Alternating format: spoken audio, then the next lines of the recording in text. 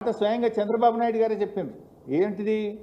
నాగార్జున సాగర్ కుడి కాలువ 0 నుంచి 80 కిలోమీటర్ వరకు కుడి కాలువ సైజును రెండంతలు చేసి కృష్ణా నదిలో ఇప్పుడు నీళ్ళు వస్తున్నాయి కదా, ఆ నీళ్లను కూడా మళ్లించకపోయి బొల్లేపల్లి రిజర్వాయర్లో 150 టీఎంసీల రిజర్వాయర్ కడతాం.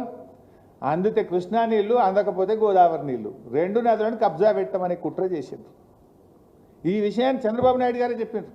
గోదావరి బనకచెర్లలో భాగంగా కుడి కాలువను డబుల్ సైజ్ చేసి మేము కృష్ణా నది నీళ్ళని తీసుకుపోయి బొల్లేపల్లి రిజర్వాయర్ నింపుకుంటాం. కృష్ణలో నీళ్ళు లేకపోతే గోదావరి నీళ్ళు రావట్కపోతాం. ఇప్పుడు కడతారు, రేపు రైపేరియన్ రైట్స్ మేము ఆల్రెడీ కట్టినాం, ఇన్వెస్ట్ చేసినాం అని రేపు ట్రిబ్యునల్ వచ్చినప్పుడు మా నీళ్లు మాకు కేటాయించుండ్రి అంటారు. సింపుల్ ముచ్చట ఒకటే అడుగుతున్నా, లోకేష్ గారు మీరు ఎట్లా అనుమతి దేవాలనో మీరు అంటున్నారు, సముద్రంలో నీళ్లు కలుస్తున్నాయి అంటున్నారు.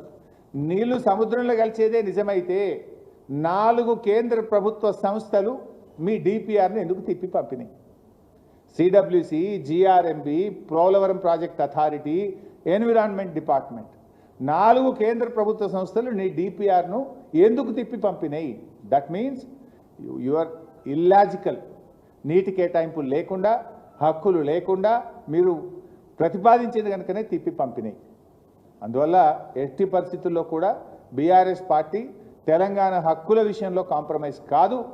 అవసరమైతే ఎంత పోరాటమైనా చేస్తాం.